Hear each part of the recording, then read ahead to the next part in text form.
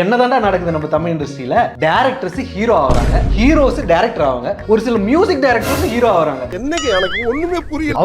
அவங்கவுங்க ஃபீல்ட்ல இருந்து அவுட் ஆஃப் ஃபீல்ட் வந்துட்டு ஒன்னு புதுசா ட்ரை பண்றாங்க. ஒரு சிலது நல்லா இல்லாம போகுது, ஒரு சிலது நல்லாவே ஒர்க் அவுட் ஆகுது. இப்ப ரீசெண்டா பாத்தீங்கன்னா லோகேஷ் கனகராஜ் நடிச்ச டிசி படத்தோட டைட்டில் ப்ரோமோ ஒன்னு விட்டுருந்தாங்க.